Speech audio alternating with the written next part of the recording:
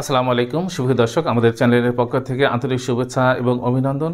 দর্শক, আজকে আপনাদের জন্য একটা নতুন ভিডিও উপহার দেওয়ার জন্য আমি আজ উপস্থিত হয়েছি।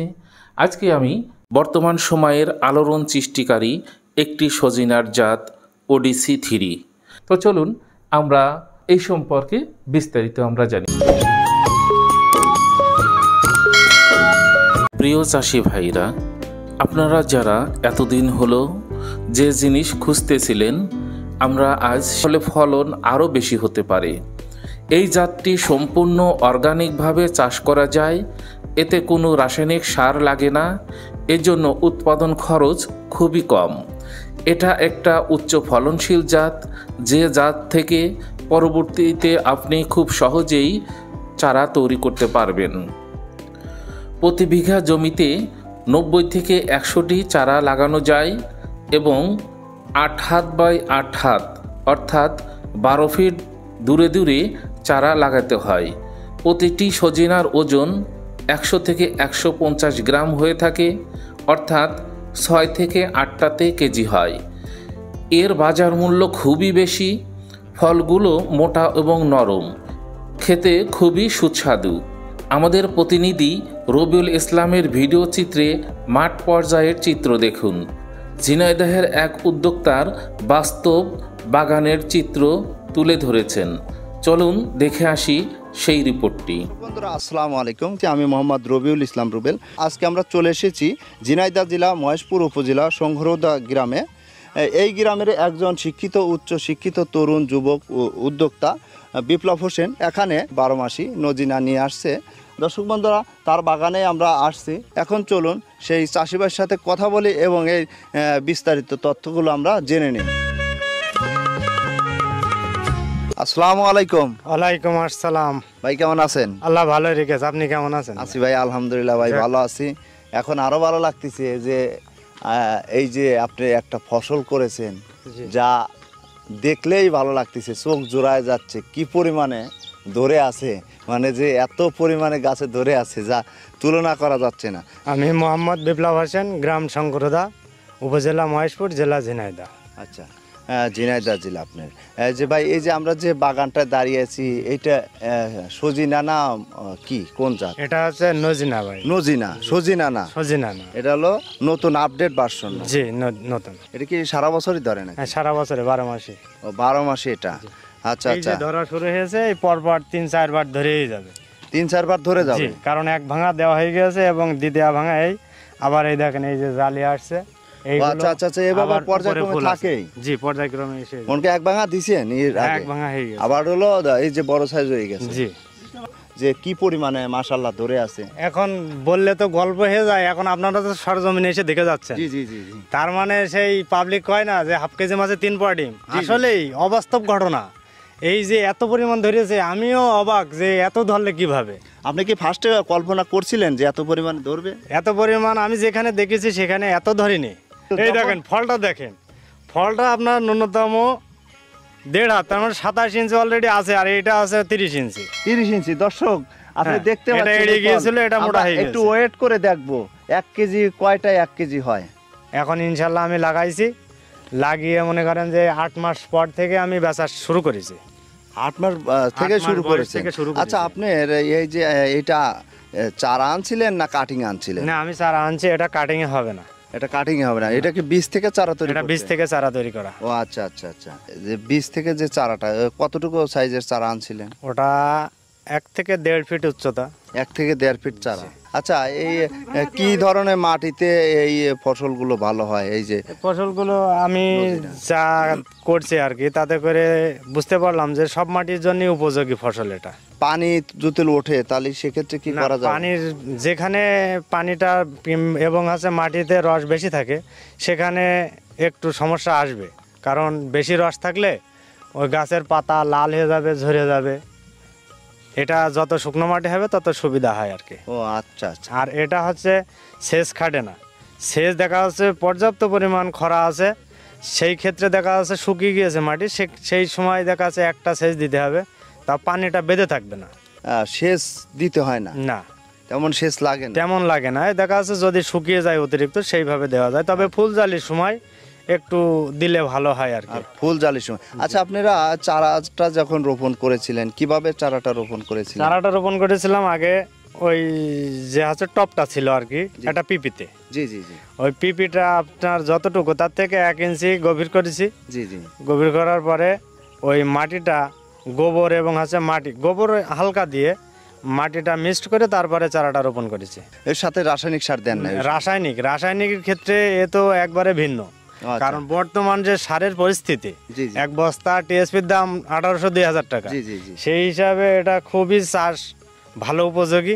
কারণ হচ্ছে রাসায়নিক সার একটুও লাগে না। রাসায়নিক সার দিলে গাছটা মানে ধাপিয়ে গাছটা মানে পাতা মাথা পড়ে গাছটা মরে যায়, নষ্ট হয়ে যায়। তাহলে রাসায়নিক সার দর্শক যদি না দেন তাহলে কিন্তু আপনার এখানে খরচ অনেক অংশে কমে যাবে। আপনি 50% যে খরচ কমে যাবে। আপনি সার দিতেই তো অনেক টাকা খরচ হয়, কিন্তু এখানে জাস্ট খালি জৈব সার প্রয়োগ করবেন। আচ্ছা মিয়া ভাই, আপনারা জৈব সার বছরে কতবার দেন? জৈব সার এতে মূলত আপনার দেখা আছে প্রত্যেক 2 মাস পর পর দিলে খুবই ভালো হয়। 1 থেকে 2 মাস পর পর, আর না পারলে দেখা আছে যে 2-3 বার যথেষ্ট। বছরে 2-3 বার দিলে জি। আচ্ছা, আমি 2 বার দিয়েছি আর এই এখন 1 বার দেব এই। আর তাছাড়া ভুঁইতে আমি আর একটা মানে গাছ যখন উপরে আছে তখন আবার আমি তরমুজ লাগাইলাম। ও আচ্ছা আচ্ছা, সাথী ফসলও করছেন? হ্যাঁ, সাথে ফসল আসছে এবং আছে আমার কুল আছে খোলে। এটা কত বিঘার উপর করছেন? এটা 1.5 বিঘে, 2-3 কাঠা কম আছে। আর কি পরায় 1 বিঘার মতো? জি, পরে 1 বিঘে। আচ্ছা আচ্ছা আচ্ছা। আপনারা কতগুলো চারা এই 1 বিঘাতে রোপণ করেছেন? আমি এটা চারা রোপণ করেছিলাম 70টা মতো। তো এখন আপাতত 60টা আছে, কারণ ওই গরু বাছুর আছে সাইডে। 27% মতো? জি। 27% আপনার হলো 70 পিস রোপণ করেছে? জি, 70 পিস। তাতে 1 বিঘা 33%, 1 বিঘা কতগুলো? 33% 90 থেকে 100 পিস চারা লাগবে। 90 থেকে 100 পিস চারা লাগে। এই চারাগুলো কয় ফিট বাই কয় ফিট দূরত্বে? এটা হচ্ছে আমরা রোপণ করছিলাম স্কয়ার 8 হাত বাই 8 হাত, মানে 12 feet by 12 feet by 12 feet. আর আমি একটু হালকা লাগাইছি, আমার হচ্ছে 10 হাত বাই 8 হাত আছে। আর দর্শক, এটা কিন্তু এই গাছের বয়স এখনো পুরোপুরি 11 মাস হয় নাই। আপনি দেখতে পাচ্ছেন অনেক সুন্দর কিন্তু এই নজিনা ধরে আছে, যা দেখলে আপনারা এই দেখতেছেন হয়তো। দেখেন কি পরিমাণে 30 ইঞ্চি পর্যন্ত লম্বা। 30 ইঞ্চি? 30 ইঞ্চি। আচ্ছা, একটার ওয়েট কতটুকু হয়েছে আপনার? একটার ওয়েট আপনার হচ্ছে এটা যদি হয় তাহলে কয়টা কেজি হয়েছে? 150 গ্রাম ওজন আসবে। 150 গ্রাম? হ্যাঁ, 150 গ্রাম। মানে যে আপনি কয়টা কেজি? ওটা 8টা থেকে 10টা। 8টা 10টা? 6টাও আছে। 6টাও কেজি হয়? জি। চিন্তা করছেন একটা নজিনার ওয়েট কতটুকু? আর এমনি স্বাভাবিক বাজারজাতকরণের যেটা চাহিদা আর কি, সেই ক্ষেত্রে দেখা যাচ্ছে যে আমরা 15-20 কেজিতে লাগে না। মানে ছোটটা বাজারে এখন চাহিদা বেশি। কারণ আছে পাবলিক এখন এই সম্বন্ধে আইডিয়া নাই যে মোটাটা হয়তো খাতে ভালো লাগবে না, কিন্তু এই যে কি সুস্বাদু মোটাটা টেস্ট বেশি, মাংস বেশি এবং আঁশটাও কম, নরম। আর বেশি তো হয়নি। বিসি হয় না? বিসি হয় না বলতে একদম নরম, বোঝাই যায় না যে বিসি। এই গাছটাই কি এ পর্যন্ত হারভেস্ট করছেন? হ্যাঁ, এ পর্যন্ত করেছি 15-18 কেজি মাল উঠেছে এই গাছ থেকে 18 কেজি অলরেডি হয়ে গেছে। এবং এখন বর্তমান যা আছে, মন না হলেও বেশি বাদ থাকবে না, 1 মন না হলেও বেশি বাদ থাকবে না। মানে যে পড়ায় আরো 1 মনের মতো, পড়ায় 1.5 মনের মতো ফলন হচ্ছে। জি জি। এই 11 মাস বয়সে? এই 11 মাস বয়সে। আর এখনো তো ধরবে, এখন উপরে যে ডালগুলো আছে ওটা ফুল আসবে, তারপরে ওটাই ধরবে। এবং আছে আপনি পাশে যে দেখতে পাচ্ছেন, এই গাছে ফুল আছে, জালি আছে, সব জায়গায় একই ধরনের। আপনার কত করে কেজি পাইকারি না খুচরা বিক্রি করেন? আমি পাইকারি বেশি, কারণ হচ্ছে বাজারে নিয়ে গেছিলাম 60 টাকা করে এবং হচ্ছে 65 টাকাও দিয়েছে। এবং হচ্ছে তারা আমার যখন জানতে পেরেছে যে অমুকের এই নজনাটা আছে, তো আমার বাড়িতে আসছে, আসার পরে এখন তারা ভুঁই থেকে পাইকারি নিয়ে যাচ্ছে। এখন জমি থেকে পাইকাররা নিয়ে যাচ্ছে। এখন কত করে পাইকারি? এখনো প্রায় 60 টাকা, 2 টাকা কম আছে। 58 টাকা কেজি? 58 টাকা। 60 টাকা ক্যারিং খরচ বাজারেরটা ওরা এখানে এসে ওইটা আর কি একটু করতেছে আর কি। তাই মন করে 60 টাকা হলেও আপনার মন আসছে 2400 টাকা। 2400 টাকা মন? জি। তাহলে আপনার টোটাল কত টাকা আসছে? 3600 টাকা। 3600 টাকা এক গাছেই? দর্শক, আপনারা যেটা দেখতে পাচ্ছেন সেটাই কিন্তু এখানে প্রতীয়মান আছে। এটা হাতে বানানো বা কৃত্রিমভাবে তৈরি করে দেখানো কিন্তু সম্ভব না। আপনার গাছে দেখতেছেন যে কি পরিমাণে এখনো ধরে আছে, যার একটা ওজন ওয়েট হয় 150 গ্রামের মতন, 6 থেকে 8টা বা 10টা হলে 1 কেজি হয়ে যাচ্ছে। তাহলে আপনার অকল্পনীয় আসলে যে পরিমাণ ফলন আসছে এই গাছগুলোতে, আপনি দেখতেছেন যে কি পরিমাণে ধরে আছে, কোনো ডালে বাদ নাই, এত পরিমাণে ধরে আছে। আর একটা গাছ থেকেই 3600 টাকা ইনকাম করা কিন্তু সম্ভব, তাও 11 মাস বয়সেই কিন্তু এই টাকাটা আসতেছে। আচ্ছা মিয়া ভাই, এই যে আপনি চারাগুলো কত করে পিস কিনছিলেন? চারা আমি নিয়েছিলাম 150 টাকা। 150 টাকা করে? এইটুক চারা 150 টাকা? এইটুক চারা 150 টাকা। আশ্চর্যের বিষয়, আসলে আমরা যদি 10 টাকা দিতে চাই, নিতে চাই না। এখন আমি যখন চাষ করব, চাষ তো মনে করেন যে হচ্ছে আত্মবিশ্বাসে করা হয়। জি জি জি। এখন সেই হিসাবে মানুষ অন্যান্য চাষ ক্ষেত্রে যে খরচ আছে তার থেকে আমি দেখা আছে 150 টাকা আমার শুধু চারাটায়, আর অন্যান্য কোনো খরচ নেই। অন্যান্য তেমন খরচ না, এ যখন রাসায়নিক নেই তাহলে মনে করেন যে খরচ নেই।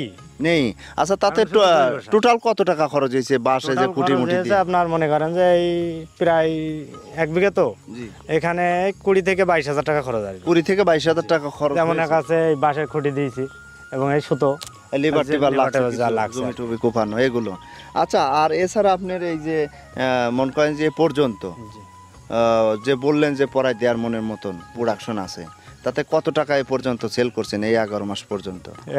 11 মাস পর্যন্ত আমি এই 1.5 লক্ষ টাকা বিক্রি হয়েছে আর কি। তো এখনো যে পরিমাণ আছে বা শুরু হয়েছে তাতে করে আর 50 তো আসবেই এই বছরের মধ্যে, এই বছরের ভিতরেই।